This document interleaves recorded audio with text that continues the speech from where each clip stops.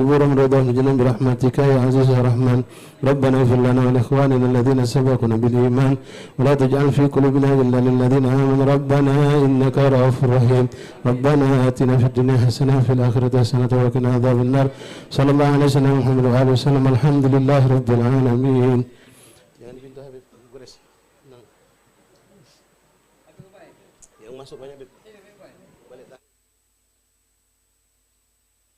الفاتحة وقراءة مولد سمت الضرار للإمام علي بن محمد بن حسين الحبشي. نوينا بقراءة هذا المولد بهنا والصاحب المولد هنا علي، ونوينا بهنا آبائنا ومشايخنا وأساتذتنا وعلمائنا نقرأ مولد الحبيب حبيبنا علي بن محمد حسين الحبشي. أن الله يدخل نياتنا في نياتهم وأعمالنا في أعمالنا وأخلاقنا في أخلاقهم. أن الله يبارك لكم في هذا الاجتماع. الله يدفع عنا المسلمين البلاء والوباء والمرض سكم الله. ان الله ينور قلوبنا يقول زكي انفسنا جميعا ظالمين. بارك لكم في هذه الليله في هذه الساعه المباركه. ان الله ينزل لنا نظره خاصه الى خاصه من خاصه ويشفي مرضانا خصوصا من اصل بالشفاء الذين كن صالحه جالبه لكل خير نافعه لكل شر. لنا ولكم يسلمون الى حضره النبي. فاتحه. أعوذ بالله من الشيطان الرجيم. بسم الله الرحمن الرحيم. الحمد لله رب العالمين الرحمن الرحيم مالك يوم الدين. إياك نعبد وإياك نستعين. اهدنا الصراط المستقيم صراط الذين أنعمت عليهم غير المغضوب عليهم ولا الضالين. آمين. يا رب صل على محمد أشرف بدر في الكون أشراق. يا رب صل على محمد. يا رب صل عليه وسلم. يا رب صل على محمد أكرم داء يدعو إلى الحق. يا رب صل على محمد. يا رب صل عليه وسلم. يا رب صل على محمد المصطفى الصادق المصدق. يا ربي صل على محمد. يا ربي صل عليه وسلم. يا ربي صل على محمد أهل الورى منطقة وأصداق. يا ربي صل على محمد. يا ربي صل عليه وسلم. يا ربي صل على محمد أفضل من بالتقى تحقق. يا ربي صل على محمد. يا ربي صل عليه وسلم. يا ربي صل على محمد من بالسخاء والوفاء تخلق. يا ربي صل على محمد. يا ربي صل عليه وسلم. يا ربي صل على محمد واجمع من الشمل ما تفرق. يا ربي صل على محمد. يا ربي صل عليه وسلم. يا ربي صل على محمد واصلح وسهل ما قد تعوق. يا ربي صل على محمد. يا ربي صل عليه وسلم. يا ربي صل على محمد وافتح من الخير كل مغلاق. يا ربي صل على محمد. يا ربي صل عليه وسلم. يا ربي صل على محمد وآله ومن بالنبي تعلق. يا ربي صل على محمد. يا ربي صل عليه وسلم. يا ربي صل على محمد وآله ومن للحبيب يعشق. يا ربي صل على محمد. يا ربي صل عليه وسلم. يا ربي صل على محمد ومن بحبل النبي توثق. يا ربي صل على محمد. يا ربي صل عليه وسلم. يا ربي صل على محمد. يا ربي صل عليه وسلم. يا ربي صل على محمد. يا ربي صل عليه وسلم. أعوذ بالله من الشيطان الرجيم. بسم الله الرحمن الرحيم.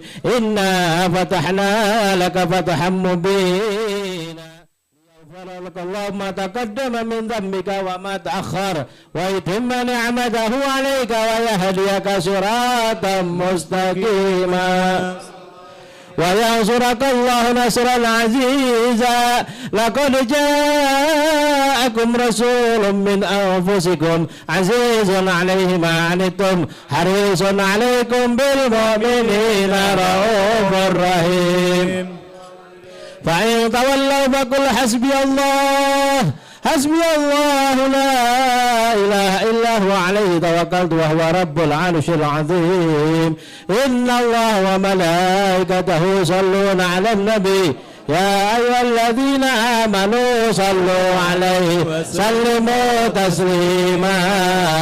اللهم صل وسلم وبارك عليه وعلى آله.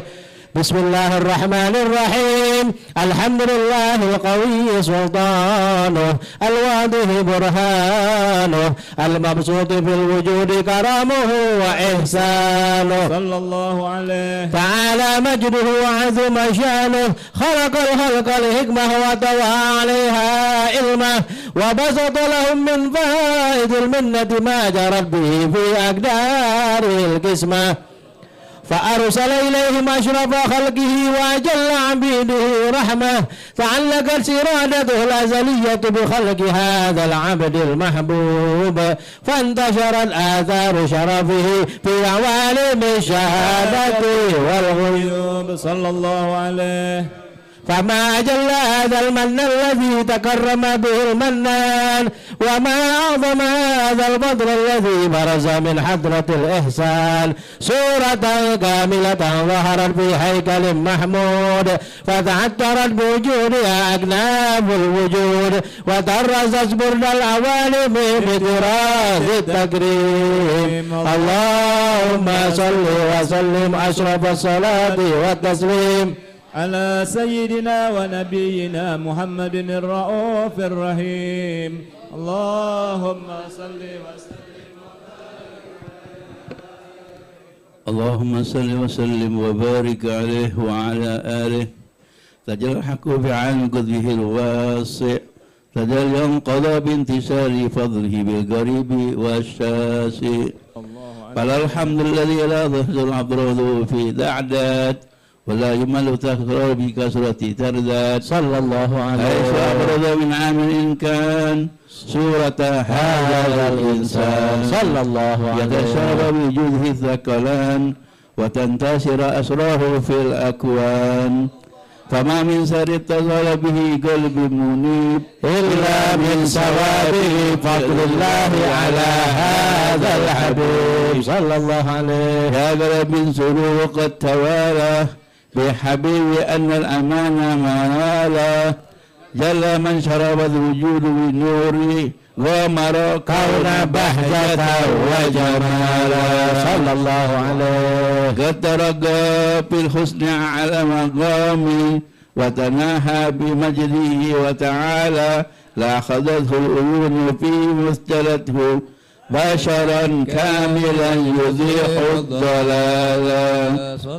وهو من فوق علم قد رأته ربعة بشؤونه وكمالا.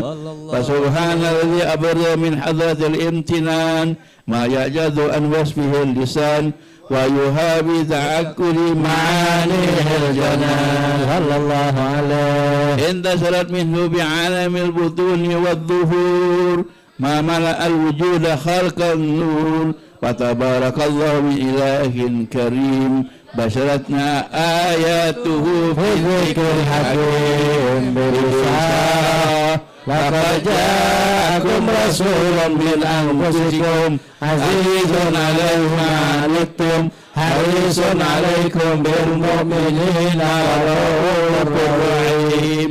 فمن باجت هذه البشارة وتلقاها بقلب سليم فقد هدي إلى صراط مستقيم. اللهم صل وسلم أشرف الصلاة والتسليم على سيدنا ونبينا محمد الرؤوف الرحيم. اللهم صل وسلم وبارك عليه وعلى آله. اللهم صل وسلم وبارك عليه وعلى آله وصحبه. وأشهد أن لا إله إلا الله وحده لا شريك له شهادة تضرب بها اللسان أما تضمنه الجنان من التصديق بها والإذعان.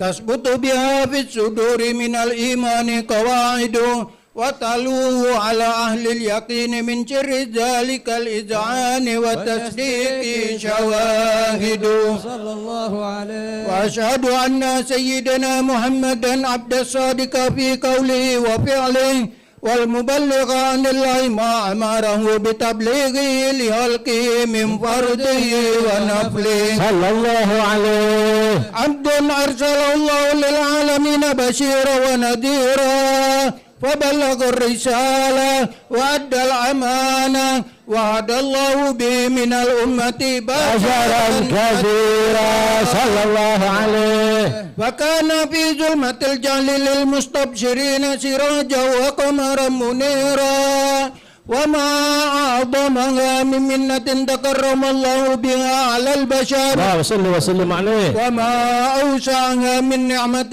انتشر سرها في البحر والبر صلى الله عليه. اللهم صل وسلم بأجل الصلوات وأجمعها وأزكى التحيات وأوسعها على هذا العبد الذي وفى بحق العبودية وبرز فيها في ولعة الكمال وقام بحق الربوبية في مواطن الخدمة لله واقبل عليه غاية الإقبال صلى الله عليه.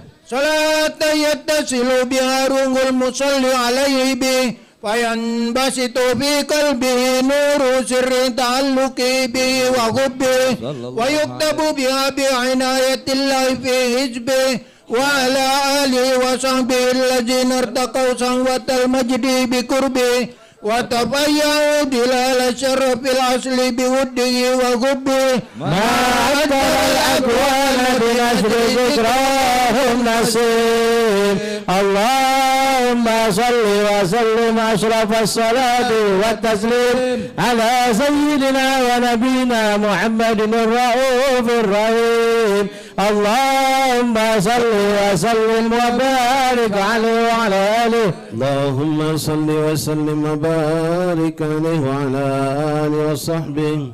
الله عليه. أما بعد فلما تعلقت إرادة الله في العلم القديم بظهور أسرار التخصيص للبشر الكريم بالتقديم والتكريم نفذت القدرة الباهرة بالنعمة الواسعة والمنة الوامرة فانفلقت بيضة التصوير في العالم المطلق الكبير عن جمال مشهود بالعين صلى الله عليه. حاول لوصف الكمال المطلق وحسن التام والزين فتنقل ذلك الجمال الميمون في الأصلاب الكريمة والبطون صلى الله عليه. ما من صلب ضامة إلا وتمت عليه من الله النعمة فهو القمر التام الذي يتنقل في بروجه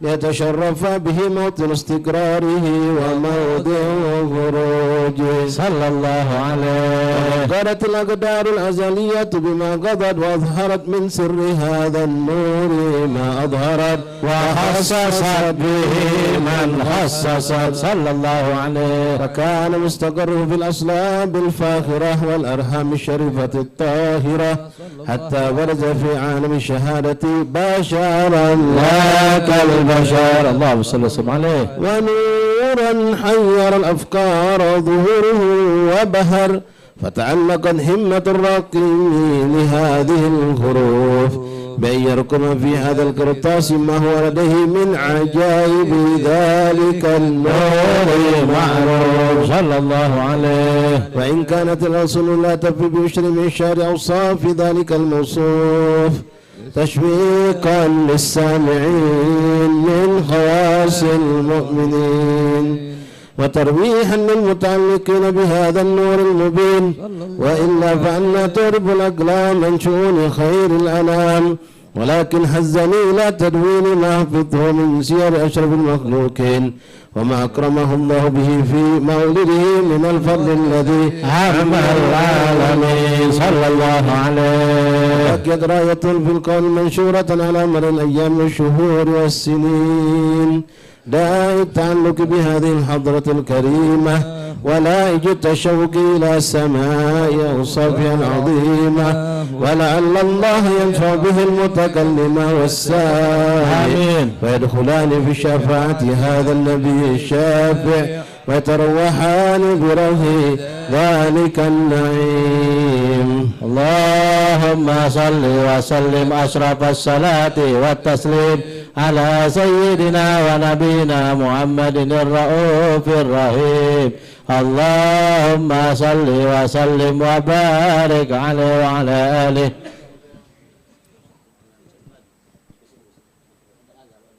اللهم صل وسلم وبارك عليه وعلى آله وصحبه. وقد آن للكلام أن يحط ما حركته فيه الأنامل مما استفاده الفهم من صفات هذا العبد المحبوب الكامل صلى الله عليه شمائله التي هي أحسن الشمائل. وهنا حسن أن نثبت ما بلغ إلينا في شأن هذا الحبيب من أخبار وآثار صلى الله عليه. تشرف بكتابته القلم والقرطاس وتتنزه في هدائكه الأسماء والأبصار صلى الله عليه. بلغنا في الأحاديث المشهورة أن أول شيء خلقه الله هو النور المودع في هذه السورة صلى الله عليه. ونور هذا الحبيب أول مخلوق برز في العالم ومنه تفرع الوجود خلقا بعد خلق فيما حدث وما تقدم صلى الله عليه. أخرج عبد الرزاق بسنده عن جابر بن عبد الله الأنصاري رضي الله عنهما قال: قلت يا رسول الله صلى الله وسلم عليه أمي أخبرني أن أول شيء خلقه الله قبل الأشياء نور نبيك محمد. إن الله خلق قبل الأشياء نور نبيك محمد صلى الله عليه وسلم من نور صلى الله عليه. وقد ورد من حديث أبي هريرة رضي الله عنه أنه قال: قال رسول الله صلى الله اللهم صل وسلم عليه: كنت أول النبيين في الخلق وآخرهم في البعث صلى الله عليه. تعددت الروايات بأنه أول الخلق وجودا وأشرفهم مولودا. ولما كانت السعادة الأبدية لها ملاحظة حفية اختصت من شاء من البرية بجمال الخصوصية صلى الله عليه. فاستودعت هذا النور المبين أسلاب وبطون من شرفته من العالمين. فتنقل هذا النور من صلب آدم ونوح وإبراهيم صلى الله عليه حتى أوصلته يد العلم القديم إلى من خصصته بالتكريم أبيه الكريم عبد الله بن عبد المطلب ذي القدر العظيم صلى الله عليه. وأمه التي هي في مخاوف آمنة السيرة الكريمة آمنة صلى الله عليه. صلب عبد الله فألقاه إلى بطنها فضمته أحشاؤها بمعونة الله محافظة على هذه درجة وصفها صلى الله عليه. حملته بآية الله كما ورد عنها حملا خفيفا لا تجد له ثقلا ولا تشك منه ألما لا إله إلا الله صلى الله عليه. مر الشهر بعد الشهر من حمله وقرب وقت بروزه إلى عالم الشهادة لتنبسط على أهل هذا العالم فيوضات فضله وتنتشر فيه آثار مجده الصميم. اللهم صل وسلم أشرف الصلاة والتسليم على سيدنا ونبينا محمد الرؤوف الرحيم. اللهم صل وسلم وبارك عليه وعلى آله. يا رسول الله سلام عليك يا رفيع الشان والدرج يا رسول الله سلام عليك يا رفيع الشان والدرج عرفة يا جيرة العالم يا أهيل الجود والكرم يا رسول الله سلام عليك يا رفيع الشان والدرج نحن جيران بذا الحرم هرم الإحسان والحسن يا رسول الله سلام عليك يا رفيع الشان والدرج من قوم به سكنوا وبه من خوفهم أمنوا يا رسول الله سلام عليك يا رفيع الشان والدرج وبآية القرآن عنو فالتائر فينا أخا الوحني يا رسول الله سلام عليك يا رفيع الشان والدرج نعرف البطحة وتعرفنا والصفا والبيت يعلفنا يا رسول الله سلام عليك يا رفيع الشان والدرج ولنا المعلى وخيف منا فاعلمن هذا وكن ذكيني يا رسول الله سلام عليك يا ربيع الشام والدرج ولنا خير الأنام عب وعلي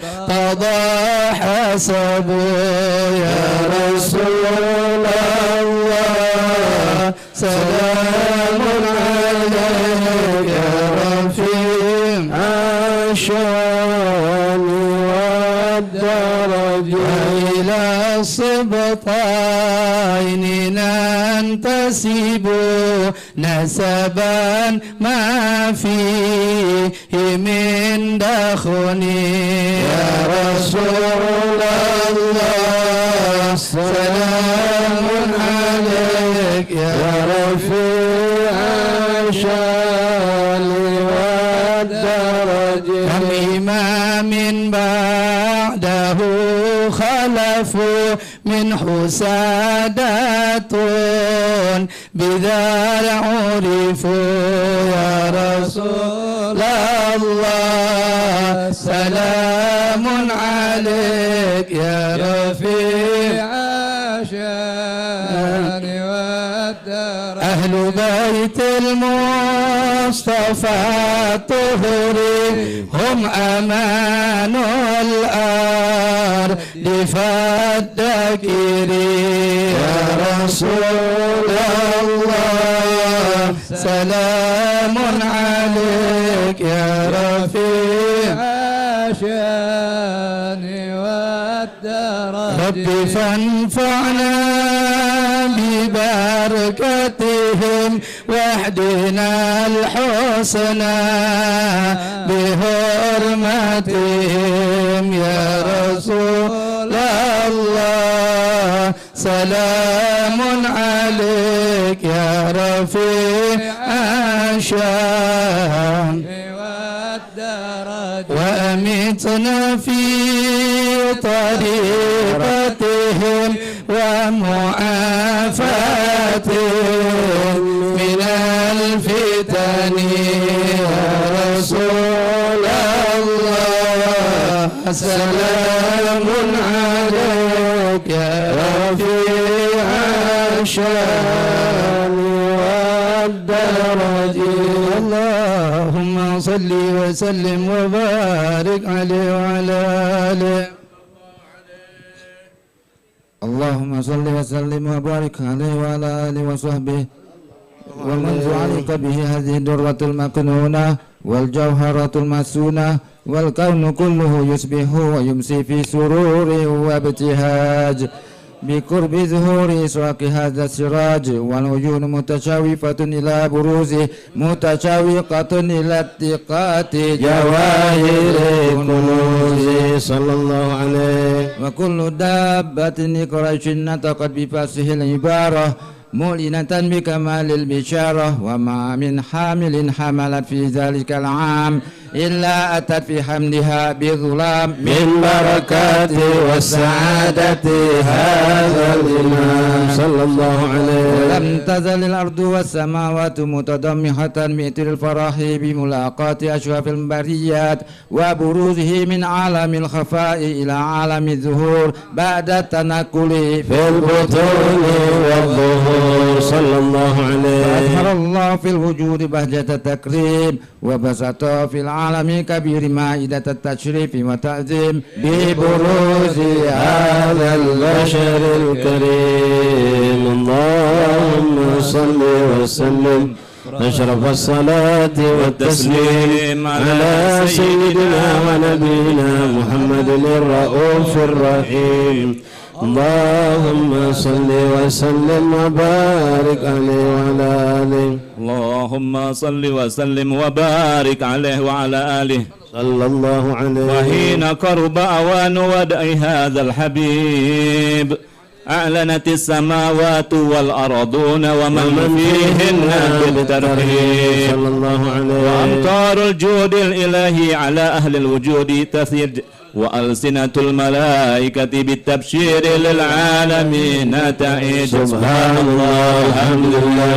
ولا إله إلا الله الله أكبر سبحان الله الحمد لله ولا إله إلا الله الله أكبر سبحان الله الحمد لله ولا إله إلا الله الله أكبر والقدرة كشفت كناء هذا المستور ليبرز نوره كاملا في عالم الظهور نورا فاق كل النور وأنفذ الحق حكمه على من أتم الله عليه النعمة من خواص الأمة أن يحضر عند ودعه أمة تأنيسا لجنابها المسعود ومشاركة لها في هذا السمات الممدود وحضرت بتوفيق الله السيدة مريم والسيدة آسية ومعهما من الحور العين من قسم الله له من الشرف بالقسمة الوافية فأتى الوقت الذي رتب الله على حضوره وجود هذا المولود فانفلق صبح الكمال من النور عن عمود وبرز الحامد المحمود مدعنا لله بالتعظيم والسجود صلى الله على محمد صلى الله عليه اللهم صلى الله على محمد يا رسول الله سلام عليك يا ربيع الشان والدرج سلام عليك يا رفيع الشان والدرج يا رسول الله سلام عليك يا رفيع الشان والدرج يا رسول الله سلام عليك يا رفيع الشان والدرج سلام عليك يا رسول سلام عليك يا حبيب سلام عليك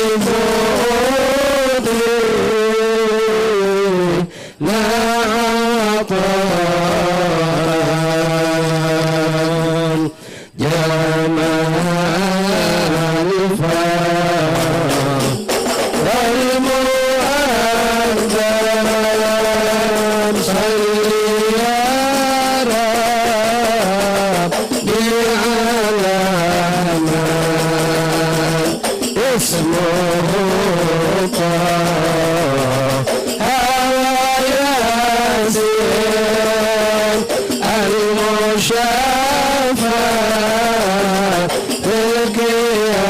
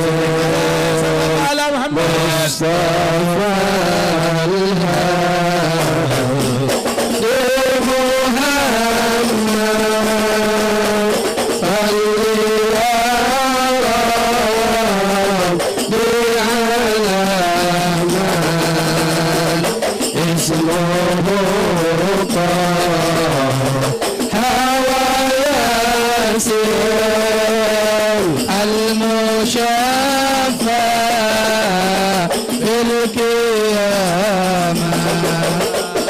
للخلائق أجمعين رسول الله أهلا بك إن بك نسعد وبجاه يا إلهي جد وبال كل ما نصاب يا رسول الله جئنا لزيارة السنين الله نرتجي منك شفاء إلا رب العالمين واهدنا نهجا سبيله كي به نسعد ونرشد رب بلغنا بجاهه في جواره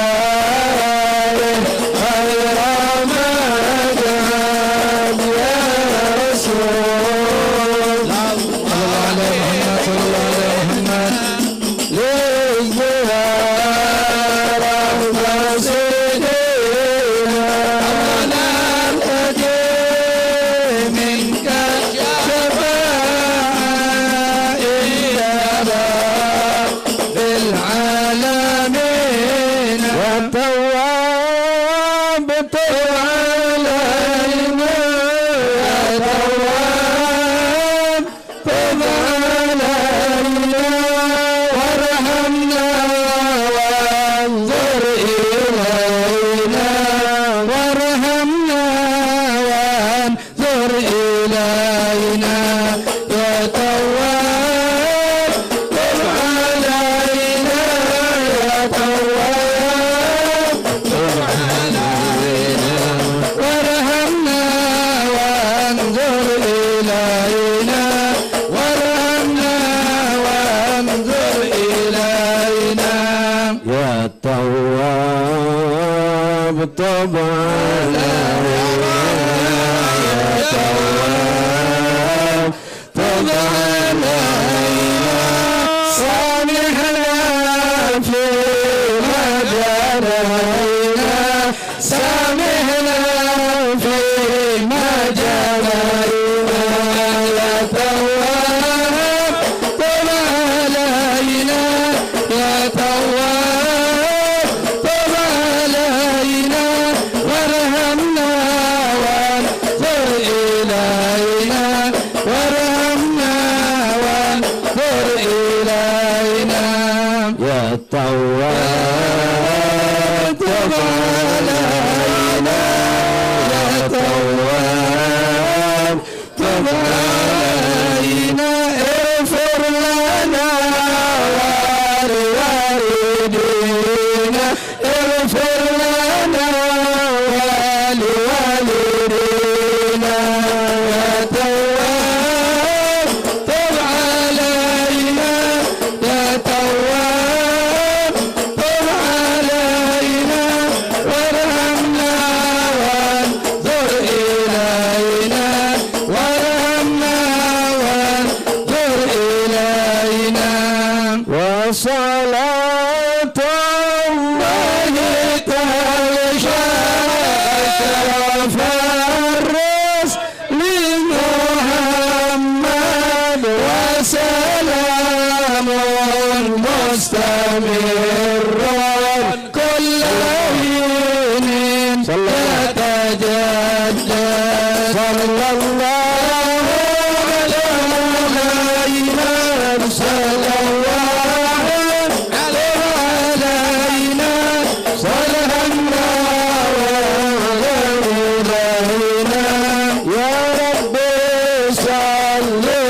إله إلا أنت. اللهم صل وسلم وبارك عليه.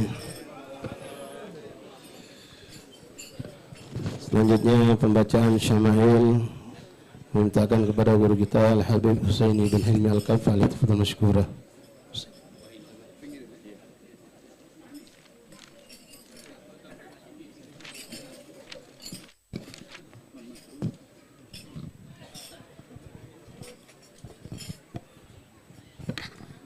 اللهم صل وسلم أشرف الصلاة وتسليم على سيدنا ونبينا محمد الرؤوف الرحيم. اللهم صل وسلم وبارك عليه وعلى آله. اللهم صل وسلم وبارك عليه وعلى آله. ولقد اتصف صلى الله عليه وسلم من محاسن الأحلاق بما تضيق عن كتابته بطون الأوراق. كان صلى الله عليه وسلم أحسن الناس خلقا وخلقا وأولهم إلى مكارم الأخلاق سبقا وأوسعهم بالمؤمنين بالرؤوفا لا يقول ولا يفعل إلا معروفا. له الخلق السهل واللفظ المحتوي على المعنى الجزل. إذا دعاه المسكين أجابه إجابة مؤجلة. وهو الأب الشفيق الرحيم لليتيم والأرملة. وله مع سهولة أخلاقه الهيبة القوية التي ترتعد منها فرائس الأقوياء من البرية. ومن نشر به تعطرت الطرق والمنازل وبعرف ذكره تطيبت المجالس والمحافل. وهو صلى الله عليه وسلم جامع الصفات الكمالية والمنفرد في خلقه وخلقه بأشرف في خصوصية. فما من خلق في البرية محمود إلا وهو متلقى عن دين الوجود. أجملت في وصف الحبيب وشأنه وله العلا في مجده ومكانه. أوصاف عز قد تعالى مجدها أخذت على نجم الصحاب وقد انبسط القلم في تدوين ما أفاده العلم من وقع مولد النبي الكريم وحكاية ما أكرم الله به هذا المقرب من التكريم والتعظيم والخلق العظيم. فحسن مني أن أمسك عنة الأقلام في هذا المقام وأقرأ السلام على سيد الأنام. السلام عليك أيها النبي ورحمة الله وبركاته. السلام عليك أيها النبي ورحمة الله وبركاته. السلام عليك أيها النبي ورحمة الله وبركاته. وبذلك يحسن الحتم كما يحسن التكريم فعليه أفضل الصلاة والتسليم. اللهم صل وسلم أشرف الصلاة والتسليم ونبينا محمد الرؤوف الرحيم wasallam wa barik alaihi. Selanjutnya pembacaan doa kita mintakan kepada guru kita Al-Habib Muhsin bin Abdullah Al-Habsyi, falyatafadhal mashkura. Bismillahirrahmanirrahim. Alhamdulillahirabbil alamin. Bismillah walhamdulillah wa la ilaha illallah astaghfirullah wa sallallahu ala rasulillah. Alhamdulillahirabbil alamin. اللهم صل وسلم على سيدنا محمد في الأولين. اللهم صل وسلم على سيدنا محمد في الآخرين. اللهم صل وسلم على سيدنا محمد في كل وقت وحين. اللهم صل وسلم على سيدنا محمد في الملأ الأعلى إلى يوم الدين. اللهم صل وسلم على سيدنا محمد وعلى آله وصحبه أجمعين. آمين.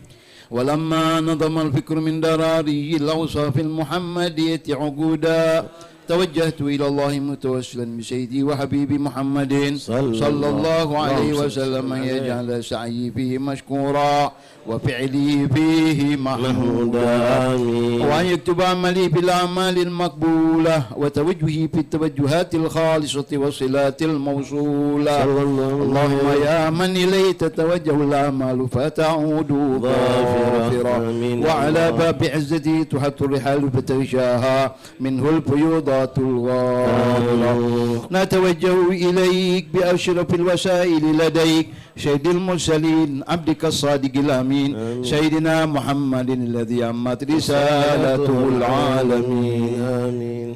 أن تصلي وتسلم على تلك الذات الكاملة مستودع أمانتك وحفيظ سرك وحامل راية دعوتك الشاملة الأب الأكبر المحبوب لك المخصص بشرف الأبخار في كل موطن من مواطن القرب ومظهر، قاسم إمدادك في عبادك وساقي كؤوس إرشادك لأهل ودادك سيد الكونين وأشرف الثقلين العبد المحبوب الخالص المحسوس منك بأجل الخصائص. اللهم صل وسلم عليه وعلى آله وأصحابه وأهل حضرة اقترابه من أحبابه. اللهم إنا نقدم إليك جاه هذا النبي الكريم ونتوسل إليك بشرف مقام العظيم أن تلاحظنا في حركاتنا وسكناتنا بعين عنايتك، وأن تحفظنا بجميع أطوارنا وتقلباتنا بجميل رعايتك وحسن وقايتك، وأن تبلغنا من شرب القرب إليك وإلى هذا الحبيب غاية آمالنا، وتتقبل منا ما تحركنا به من نياتنا وأعمالنا يا الله، وتجعلنا في حضرة هذا الحبيب من الحاضرين وفي طرائق اتباعه من السالكين، ولحقك وحقه من المؤدين ولعهدك من الحافظين. اللهم إن لنا أطمعا برحمتك الخاصة فلا تحرمنا، وظنونا جميلة هي وسيلتنا إليك فلا تخيبنا.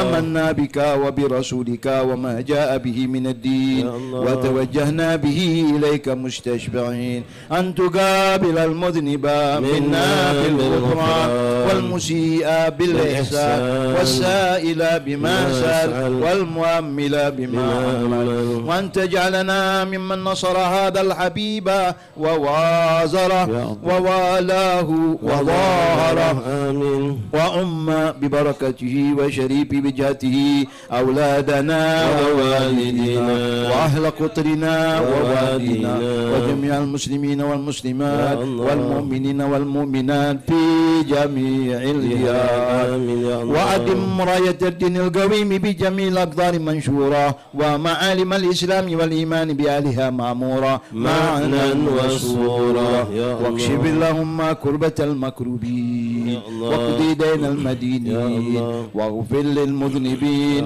وتقبل توبة التائبين، وانشر رحمتك على عبادك المؤمنين أجمعين، واقضي شر المعتدين والظالمين، وابسط العدل بولاة الحق في جميع النواحي والأقطار، وأيدهم بتأييد من عندك ناصر على المعاندين من المنافقين والكفار، واجعلنا يا رب بالحسن الحصين من جميع البلايا وبالحرز المكين من الذنوب والخطايا، وعدمنا بالعمل بطاعتك وصدق في خدمتك قائمين، وإذا توفيتنا فتوفنا مسلمين مؤمنين، واختم لنا منك بخير أجمعين. وصلي وسلم على هذا الحبيب المحبوب للأجسام والأرواح والقلوب وعلى آله وصحبه ومن إليه منسوب، وآخر دعوانا أن الحمد لله رب العالمين. سبحان ربك رب العزة عما يصفون.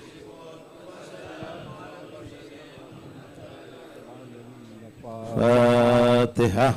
بسم الله الرحمن الرحيم الحمد لله رب العالمين الرحمن الرحيم مالك يوم الدين إياك نعبد وإياك نستعين اهدنا الصراط المستقيم صراط الذين أنعمت عليهم غير المغضوب عليهم ولا الضالين آمين.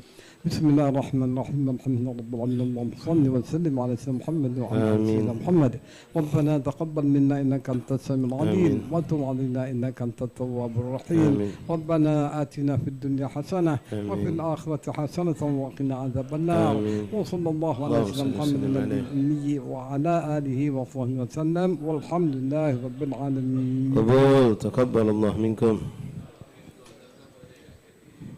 Ma'asyiral habaib, ma'asyiral asatidz, ikhwan hadirin jamaah Maulid Rasul sallallahu alaihi wasallam rahimin rahimakumullah. Assalamualaikum warahmatullahi wabarakatuh.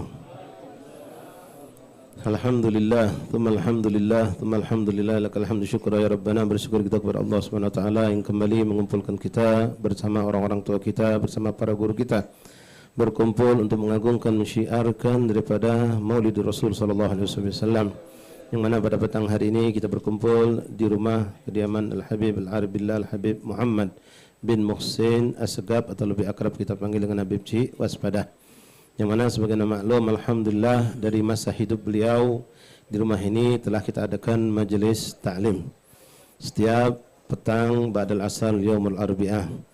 Dan alhamdulillah sempat beberapa tahun beliau sendiri hadir bersama kita sampai akhir hayat beliau wafat.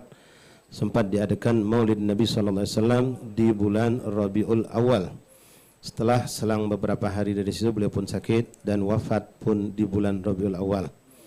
Ma'asyiral habaib hadirin rahimakumullah, kami mohon doa kepada antum sekalian para ikhwan, para hadirin agar mudah-mudahan ini majlis terus berjalan dan memberikan manfaat untuk umat. Yang mana majlis ini ikhwan ada hadirnya laki-laki dan juga perempuan. Jadi mungkin ikhwan yang punya istri atau punya saudara pengen ikut hadir, bisa kita ada tempat yang terbagi, laki-laki di bagian atas ini dan bagian perempuan dan ada di bagian bawah dan di rumah samping, karena mengingat tak cukup karena jumlah perempuan pun cukup ramai. Sekali lagi minta didoakan mudah-mudahan rumah ini terus memberikan kemanfaatan, majlis memberikan manfaat, keberkahan untuk kita semua. Ma'asyiral habaib rahimakumullah, kami sampaikan juga ucapan terima kasih mewakili keluarga besar Habib Cik Waspada hadir bersama kita, putra beliau Al-Habib Al-Am Ali Zainal Abidin atau kita lebih akrab manggil Ami Alidin, yang alhamdulillah beliau masih dipanjang umur oleh Allah, insyaallah sehat dan bisa menghadiri maulid ini, dan juga semua keluarga besar daripada Sahibul Bait mengucapkan ribuan terima kasih atas kehadiran antum semua dan juga semua pun siapapun telah berpartisipasi mensukseskan ini acara. Kami ucapkan jazakumullah khairal jaza wa barakallahu fikum, dan kami minta maaf kalau ada kekurangan di sana sini dalam acara ini, baik penempatan ataupun yang lain-lainnya. InsyaAllah tidak keluar kita dari majlis ini kecuali mendapatkan manfaat zahiran wa batinan dunia wal akhirah. Amin ya rabbal alamin. Selanjutnya mari kita sama mendengarkan tausiah hikmah Maulid Rasul sallallahu alaihi wasallam yang pada kesempatan petang hari ini akan disampaikan oleh Ustaz Sayyid Rizki bin Segaf Al-Habsyi. Falaihi tafaddal mashkura. 25 أو 20 دقيقة 20 دقيقة أو 25.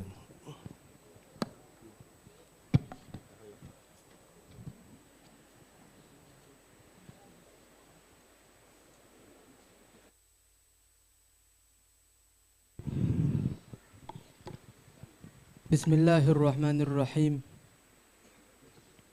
الحمد لله الذي هدانا لهذا وما كنا لنهتدي لولا أن هدانا الله.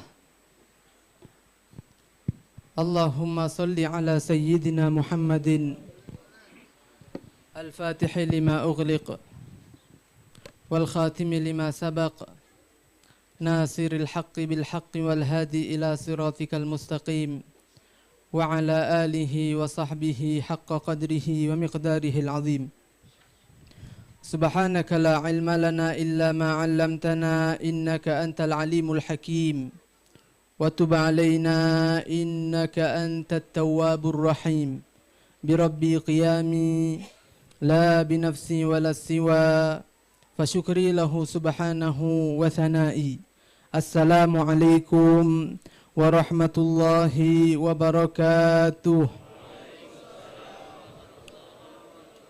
Alhamdulillah, puji syukur kehadirat Allah Subhanahu wa taala yang telah menjadikan kita semua sebagai orang-orang pilihan yang mau sama-sama melangkahkan kakinya karena adanya rasa cinta di dalam hati kepada Rasulullah sallallahu alaihi wasallam, kita bersatu padu, berkumpul bersama-sama mengingat Allah, bersama-sama bersalawat kepada Rasulullah sallallahu alaihi wasallam, sosok agung lagi mulia baginda Nabi besar Muhammad sallallahu alaihi wasallam, di tempat yang insya-Allah tidak kita ragukan lagi keberkahan yang terdapat di dalamnya, juga bersama orang-orang yang insya-Allah akan lebih lagi membawa keberkahan dari Allah Subhanahu wa taala, madad dari Allah, sir-sirnya Allah, nur-nurnya Allah, semua pemberian-pemberian ilahi insya-Allah akan Allah bagikan sebesar-besarnya di hari ini, di tempat ini,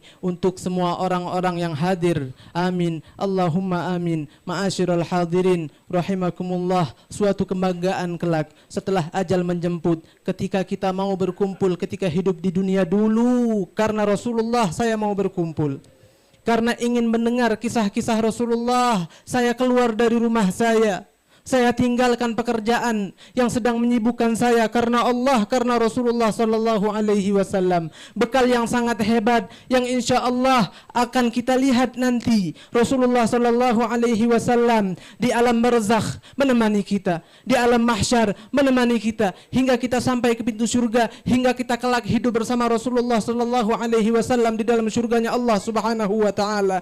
Amin, Allahumma amin. Ma'asyiral hadirin rahimakumullah, perkumpulan kita ini sungguh tidak lengkap jikalau kita tidak lebih lagi mengenal Rasulullah sallallahu alaihi wasallam, jikalau kita tidak berusaha untuk lebih mencintai Rasulullah sallallahu alaihi wasallam. Karena itulah inti daripada perkumpulan kita.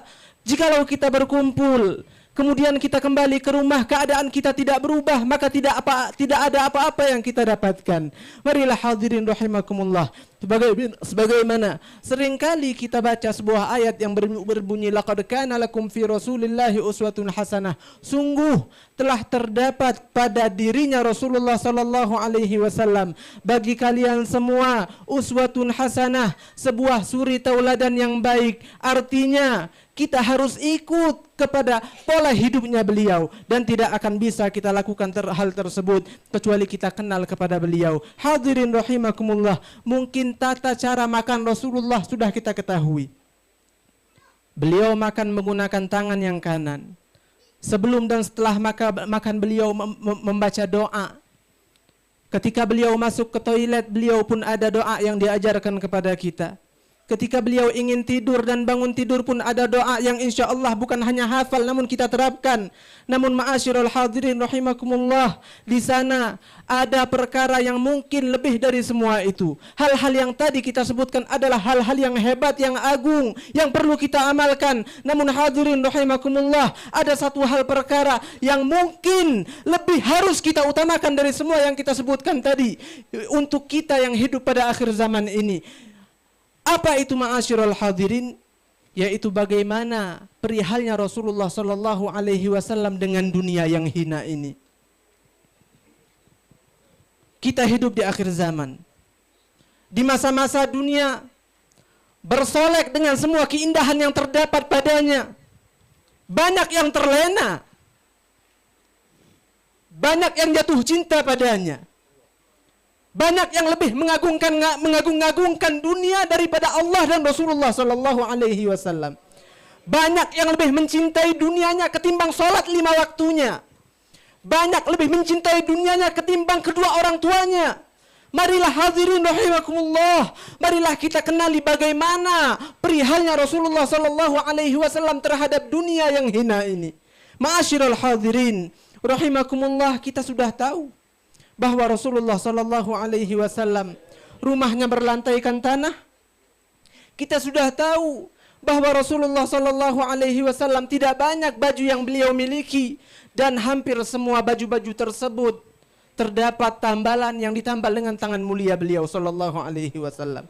Kita sudah tahu bersama bahwa Rasulullah sallallahu alaihi wasallam seringkali berpuasa 2 sampai 3 hari karena tidak ada makanan sedikit pun di rumahnya. Kita sudah tahu setiap malam jasadnya Rasulullah sallallahu alaihi wasallam, orang yang paling Allah cinta, orang yang paling Allah sayang, tidurnya di atas pelepah korma hingga akhir ayatnya.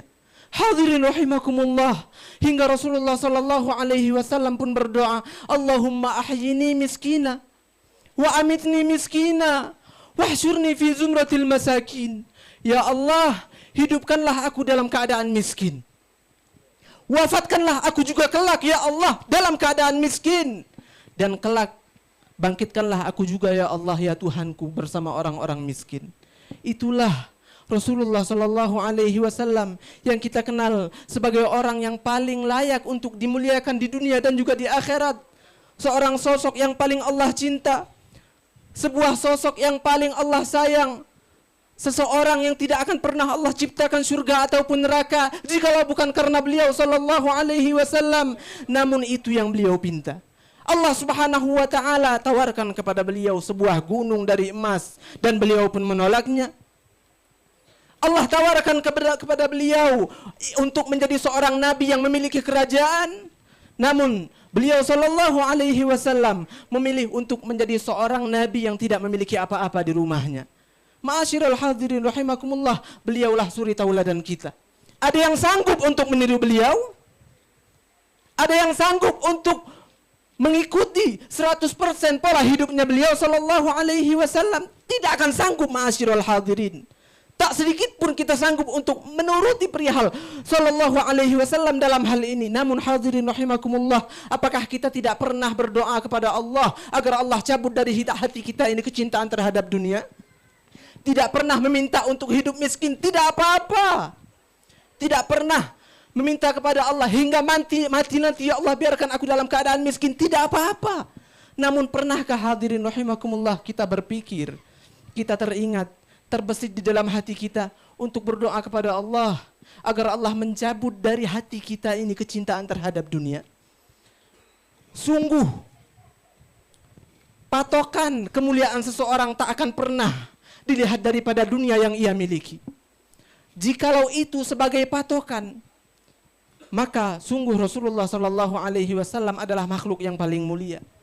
Tentu Allah Subhanahu wa taala akan menjadikan beliau sebagai hamba yang paling kaya di permukaan bumi ini. Namun tidak, ma'asyiral hadirin, Rasulullah tak mau hidup dalam keadaan kekayaan. Mungkin beliau takut banyak umatnya yang ingin menjadi orang-orang kaya dengan landasan untuk mengikuti Rasulullah sallallahu alaihi wasallam hingga mereka terperosok ke jurang dunia.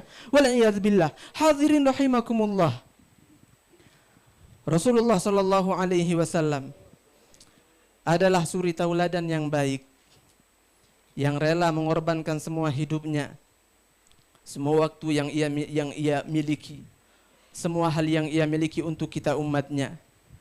Rasulullah sallallahu alaihi wasallam yang senantiasa memberikan nasihat kepada para sahabatnya, yang kemudian nasihat-nasihat tersebut pun diteruskan hingga sampai ke kita pada saat ini. Dan ketahuilah hadirin rahimakumullah, bahwa para sahabatnya Rasulullah sallallahu alaihi wasallam juga hidup dalam keadaan fakir sebagian besar dari mereka. Sangat banyak di antara mereka yang juga sering menahan lapar bersama Rasulullah sallallahu alaihi wasallam. Fuqara wal masakin. Abu Hurairah radhiyallahu taala anhu, seorang sahabat yang sangat dekat dengan Nabi sallallahu alaihi wasallam, beliau tidak punya rumah. Tidurnya di masjid. Hingga wafat Rasulullah sallallahu alaihi wasallam bersama belasan daripada sahabat Nabi yang lain. Belum lagi sahabat-sahabat yang lain yang mungkin tidak bisa kita sebutkan satu persatu nama mereka. Namun mereka adalah orang-orang yang susah dalam kehidupannya. Namun subhanallah, kita melihat walaupun mereka tidak kaya, walaupun mereka tidak punya apa-apa, sungguh kefakiran tersebut tidak pernah merenggut kebahagiaan mereka. Tetap kehidupan mereka dalam keadaan senyum. Tetap kehidupan mereka dipenuhi dengan kebahagiaan karena mereka kenal Allah, karena mereka kenal Rasulullah sallallahu alaihi wasallam, karena di hati mereka masing-masing ada keimanan kepada Allah Subhanahu wa taala. Alladzina amanu wa tatma'innu qulubuhum bidzikrillah. Ala bidzikrillah tatma'innul qulub. Hanya dengan menyebut Allah, hanya dengan menyebut la ilaha illallah, hanya dengan menyebut alhamdulillah, subhanallah, la haula wala quwwata illa billah, hanya itu yang mereka tuturkan dengan lidah mereka. Mereka merasakan kenyamanan di dalam kehidupan mereka. Itulah para sahabatnya Rasulullah sallallahu alaihi wasallam. Namun apa yang terjadi pada hari ini, ma'asyiral hadirin, orang yang mungkin tidak sedikit pun kesusahan yang ada pada dirinya sama seperti para sahabat, namun seakan-akan menjadi orang yang paling susah dalam hidupnya. Hadirin rahimakumullah, suatu hari Abu Ubaidah radhiyallahu taala anhu, seorang sahabat mulia, datang dari Bahrain membawa harta yang banyak, jizyah dari orang-orang kafir yang ada di sana untuk diserahkan kepada Rasulullah, kemudian diserahkan kepada sahabat-sahabat yang ada di kota Madinah. Akhirnya subhanallah, pada subuh hari, sahabat yang setiap hari memang sholat bersama Rasulullah di masjidnya, setelah sholat mereka tak kunjung bubar. Bahkan sebagian dari mereka mendekat kepada Rasulullah sallallahu alaihi wasallam. Rasulullah pun tersenyum memandang mereka seraya berkata, "Dhanantu annakum qad sami'tum anna Aba Ubaidah qad ja'a bi syai'." Aku kira kalian sudah tahu bahwa Abu Ubaidah datang membawa harta yang banyak untuk kita. Fa abshiru wa amilu ma yasurrukum, maka berbahagialah kalian. Fa wallahi mal faqru akhsha alaikum. Maka demi Allah, kata Rasulullah, aku tidak pernah takut kalian hidup dalam keadaan miskin. Aku tidak takut kalian hidup miskin, kata Rasulullah. Walakin akhsha an tubsatu alaikumud dunya fatanafasuha kama busitat ala man kana qablakum. Fatanafasuha kama tanafasuha wa ahlakatkum kama ahlakatuhum. Akan tetapi sebaliknya, kata Rasulullah, aku takut nanti Allah Subhanahu wa taala berikan kepada kalian dunia dalam jumlah besar, sebagaimana hal tersebut telah Allah berikan kepada umat-umat sebelum kalian, dan kalian pun memperebutkannya sebagaimana orang-orang terdahulu, dan kalian dicelakakan oleh dunia tersebut sebagaimana orang-orang terdahulu telah celaka dengan dunia tersebut. Ma'asyiral hadirin rahimakumullah, ketika orang terdapat kecintaan di dalam hatinya kepada dunia, maka secara tidak langsung dan secara otomatis kecintaan kepada Allah akan sirna dari hatinya. Kenyamanan dan kelezatan dalam beribadah akan tidak pernah dia rasakan ketika dia beribadah menghadap Allah Subhanahu wa taala. Inilah yang dirasakan oleh semua orang yang di dalam hatinya ada kecintaan terhadap dunia. Beribadahlah dia siang dan malam.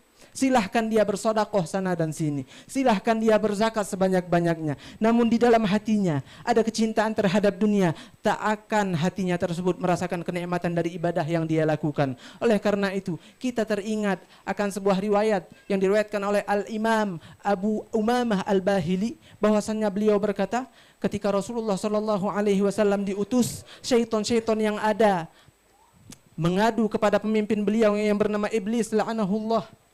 Mereka pun berkata, wahai pemimpin kami Iblis, celaka kita celaka. Hari ini telah diutus seorang nabi akhir zaman yang bernama Muhammad ibn Abdullah.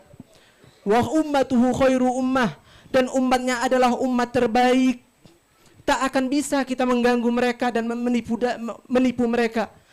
Sulit kita untuk membuat mereka tersesat, wahai pemimpin kami. Akhirnya syaitan atau iblis pun berkata, hal yuhibbuna dunia? Apakah mereka mencintai dunia?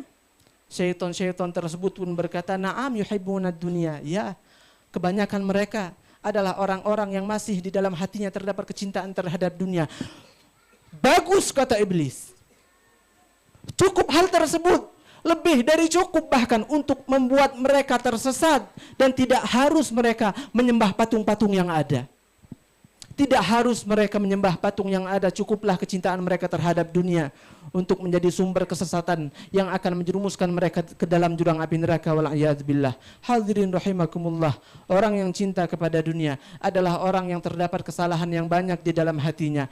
Sebuah kesalahan ketika dunia itu berada di dalam hati kita, bukan kesalahan ketika dunia ada di tangan kita dan tidak di hati kita. Sebagaimana para salaf terdahulu, tidak sedikit dari mereka yang bergelimang harta di dalam hidupnya, namun harta tersebut tidak sedikit pun berada di hati mereka. Dan sebaliknya, ada sebagian orang yang miskin, yang hidup dalam keadaan fakir, namun subhanallah hatinya dipenuhi dengan kecintaan terhadap dunia. Maka itulah orang yang paling sengsara dalam kehidupannya. Orang yang terdapat kecintaan terhadap dunia di dalam hatinya adalah orang yang menjalani hidup yang penuh kesengsaraan. Kenapa dia sengsara? Karena setiap hari dia gelisah memikirkan bagaimana caranya agar saya bisa mengumpulkan dunia sebanyak-banyaknya.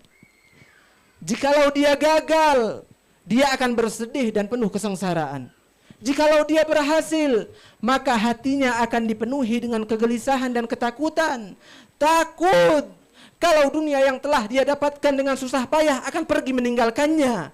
Takut jikalau dia bangkrut dan tidak lagi menjadi orang kaya. Ma'asyiral hadirin rahimakumullah, salaf kita tak pernah takut menjadi orang miskin. Salaf kita tidak pernah terdapat kecintaan di dalam hati mereka. Apakah mereka miskin? Tidak, hadirin. Justru dunia yang hina datang dalam keadaan bertekuk lutut di hadapan mereka. Bukan ditaruh di atas mereka, apalagi di dalam hati mereka. Akan tetapi ditaruh di bawah telapak kaki mereka. Dijadikan budak, dijadikan sarana untuk membuat mereka menjadi orang-orang yang lebih dekat dan banyak berbuat taat kepada Allah Subhanahu wa taala. Fahayya ila thariqil aslaf. Maka dari itu marilah kita tiru apa yang ada pada salaf kita. Ma'asyiral hadirin rahimakumullah. Al-Faqih teringat dengan sebuah kisah yang mungkin kisah ini sering kita dengar atau pernah kita dengar, yang sangat cocok untuk disandingkan dengan sebuah hadis yang berbunyi ad-dunya halaluha hisab wa haramuha azab. Dunia itu jikalau kita dapatkan dengan cara yang halal maka kita akan dihisab. Dan jikalau kita mendapatkannya dengan cara yang haram wal'iyadzubillah maka kita akan diazab. Seorang laki-laki yang setiap hari hanyalah bekerja sebagai seorang penjual kayu bakar, tidak ada harta yang ia miliki melainkan hanyalah sebuah kapak. Subhanallah, Allah cabut nyawanya. Dan subhanallah lagi, ternyata ini hamba mati suri setelah 40 hari dia keluar dari kuburnya. Dan dia berkata, saya bertobat kepada Allah. Tak sedikit pun aku menginginkan dunia. Aku hanya memiliki kapak. Aku cuma punya sikok kapak. Kata apa-apa lagi. Tapi subhanallah, dari awal aku masuk kubur sampai hari ini aku metu tidak kelak-kelak Allah tanya untuk apa aku pakaikan kapak itu. Dapat dari mana? Hari ini engkau pakai buat apa? Besoknya engkau pakai buat apa? Besoknya lagi engkau pakai buat apa? Tidak habis-habis, sikok kapak cuman. Apalagi wong yang punya harta yang banyak. Sayyidina Abdurrahman bin Auf, seorang sahabat mulia yang sangat dekat dengan Rasulullah sallallahu alaihi wasallam. Beliau adalah sahabat yang kaya raya. Beliau tidak menginginkan harta apalagi mencintainya. Beliau pernah menghabiskan semua hartanya di jalan Allah Subhanahu wa taala karena beliau bosan punya dunia ini, gunyam dengan dunia. Akhirnya subhanallah tetap Allah atur. Yang namanya rezeki aturan Allah galau, tidak bakal berkurang, tidak bakal bertambah. Akhirnya beliau pun Allah takdirkan jadi orang kaya raya lagi. Tidak habis-habis hartanya. Subhanallah, di akhirat kelak dalam sebuah riwayat bahwasannya beliau masuk ke dalam surga dalam keadaan berjalan di atas kedua lututnya. Kenapa? Saking lama hisabnya di padang mahsyar. Hadirin rahimakumullah. Allah Subhanahu wa taala sudah memberikan solusi kepada kita. Sebuah solusi yang sangat bagus, yaitu adalah bagaimana kita menjalani kehidupan dunia ini dengan tanpa harus cinta dunia, tapi kita tidak kekurangan dunia. Bukan karena pengen dunia, bukan, tapi kita pengen beribadah kepada Allah dalam keadaan tenteram dan tenang. Yaitu sebuah ayat yang tertera di dalam surah An-Nahl. Apa kata Allah? Man amila salihan min dzakarin aw untha wa huwa mu'min falanuhyiyannahu hayatan thayyibah. Allah berfirman, siapa orang yang mau dan banyak beramal soleh, baik laki-laki ataupun perempuan, dan di dalamnya terdapat keimanan kepada Allah Subhanahu wa taala, falanuhyiyannahu hayatan thayyibah, maka kami akan memberikan sebuah kehidupan yang penuh kebahagiaan, kehidupan yang baik, kata Allah Subhanahu wa taala. Fala nuhyiyannahu, maka pasti akan kami berikan baginya kehidupan yang baik. Kehidupan yang baik seperti apa, ma'asyiral hadirin? Sayyidina Abdullah bin Abbas menuturkan bahwa al-hayatut thayyibah hiya sa'adah, yaitu adalah kebahagiaan semasa kita menjalani kehidupan dunia yang fana ini. Syekh Abu Bakar Al-Warraq mengatakan al-hayatut thayyibah adalah halawatut ta'ah, yaitu adalah kenikmatan ketika menyembah Allah dan beribadah kepadanya. Seorang ulama yang bernama Al-Imamul Mawardi pun mengatakan bahwa al-hayatut thayyibah adalah al-afiyah wal kifayah, hidup dalam keadaan mapan dan hidup dalam keadaan tidak kekurangan. Hadirin rahimakumullah. Kesimpulan dari ayat ini dan 3 tafsir yang baru saja kita dengar, bahwa orang yang banyak berbuat baik dan terdapat di dalam hatinya keimanan kepada Allah Subhanahu wa taala, Allah akan berikan kehidupan yang baik baginya. Hidupnya akan penuh dengan kebahagiaan, tidak kekurangan harta, dan dia akan giat beribadah dalam keadaan nikmat. Ma'asyiral hadirin rahimakumullah, sebagai penutup, yaitu adalah sebuah kisah yang mungkin bisa menjadi renungan untuk kita bersama, yang mungkin banyak kita ini ngasok kekurangan ketika hidup, padahal lebih banyak yang lebih kurang dari kita. Yaitu adalah seorang laki-laki fakir yang hidup di kota Madinah. Dia ini setiap hari makannya kacang tula, nak beli daging kate duit, nak beli buah kate duit, nak beli beras beda kate duit, beli gendum kate duit. Pacaknya cuma beli kacang, nyampe di rumah direbus, setiap hari makannya itulah, balik ke rumah ngutuk-ngutuk suatu hari kepada bininya. Wah istriku, sedih hidup kita nih. Setiap hari makan kacang, kate makanan lain. Nak cak manu lagi? Suamiku, kato, si bininya, inilah hidup kita syukuri baik. Yang penting kita baca makan, masih baca makan. Akhirnya subhanallah, kalau makan dia metu dari rumah. Ketika dia makan, itu kacang dikupas, kulitnya dilempar keluar jendela. Dia metu dari rumahnya, nyingok di bawah jendela ada seorang fakir kurus, tua, makan kulit kacang yang terkapar di lantai, untalan dia dari dalam rumahnya tadi, subhanallah. Apa yang dia katakan? Alhamdulillahilladzi at'amani hadzal ta'am wa razaqani min ghairi haulin minni wala quwwah. Alhamdulillah, Allah ngunjuk aku makan ini dengan tanpa daya dan upaya dariku. Ini rezeki Allah. Ya Allah, mau kasih ya Allah, aku pacak makan ini. Dia denger itu nangis, dia nyingok itu nangis. Subhanallah, ala kulli hal. Sejak saat itu dia berjanji, aku tak bakal lagi ngutuk. Aku tak bakal lagi bersedih dengan nasibku, karena banyak uang yang jauh lebih sulit daripada kehidupan yang Allah berikan kepadaku. Ma'asyiral hadirin rahimakumullah, marilah kita menjadi orang-orang yang pandai bersyukur. Marilah kita menjadi orang-orang yang senantiasa mau melihat orang-orang yang lebih sulit dari kita, hingga kita tidak pernah ngutuk di dalam hati dengan kehidupan yang kita jalani. Hadirin rahimakumullah, mudah-mudahan Allah angkat derajat kita, Allah ampuni dosa kita, Allah jadikan kita orang-orang yang baik, dicinta olehnya, dicinta oleh Rasulnya sallallahu alaihi wasallam. Mungkin hanya ini yang bisa Al-Fakir sampaikan, lebih kurang minta maaf. Kalau ngangkat suara minta maaf di hadapan Al-Fakir. Banyak guru-guru Al-Fakir yang insyaAllah Allah jaga mereka semasa hidupnya. Amin ya rabbal alamin. Hadza ma naqulu lakum wal afu minkum. Assalamualaikum warahmatullahi wabarakatuh. Assalamualaikum warahmatullahi wabarakatuh. Assalamualaikum.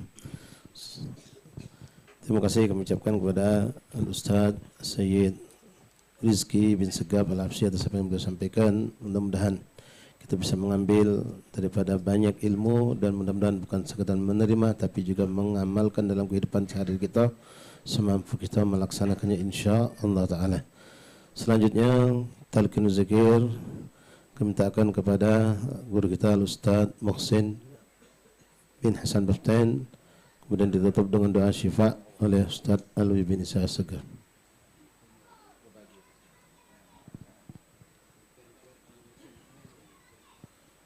Qala Rasulullah sallallahu alaihi wasallam, Abdullah ma qultu ana wa nabiyuna min qabli, la ilaha illallah, la ilaha illallah, la ilaha illallah, la ilaha illallah, la ilaha illallah, la ilaha illallah. Sayyidina Muhammad Rasulullah, Sayyidina Muhammad Rasulullah sallallahu alaihi wa alihi wa sahbihi wa sallam, wa alihi wa sahbihi wa sallam. Al-Fatihah binti Syifa Syarifah Maimunah binti Salim Al-Kab, wali akhina Affan bin Muhammad Ragil, walil Habib Sayyid Abu Bakar bin Abdullah Al-Habashi, wa akhina Sadiq bin Hasan bin Shahab, an Allah yashbihim shifaan ajilan shifaan la yughadiru ba'dahu sagaman wala alama, Allah hadiniyah salihah wa ila hadratin Nabi Muhammadin sallallahu alaihi wasallam bisyaril Fatihah. Bismillahirrahmanirrahim. Alhamdulillahi rabbil alamin arrahmanir rahim maliki yaumiddin. Iyyaka na'budu wa iyyaka nasta'in ihdinas siratal mustaqim siratal ladzina an'amta 'alaihim ghairil maghdubi 'alaihim waladdallin. Amin. Bismillahirrahmanirrahim. Bismillah walhamdulillah wa la ilaha illallah astaghfirullah wa sallallahu ala rasulillah. Allahumma salli ala sayyidina Muhammadin tibbil qulubi wa dawaiha wa afiyatil abdan wa shifaiha wa nuril absari wa dhiyaiha wa quwwatil arwahi wa ghidhaiha wa ala alihi wa sahbihi wasallam. Walhamdulillahi rabbil alamin. Taqabbalallahu minkum. Taqabbal ma'asyiral habaib hadirin rahimakumullah. selesailah dengan doa tadi, maka selesai acara kita pada petang hari ini. Sekali lagi kami ucapkan wakili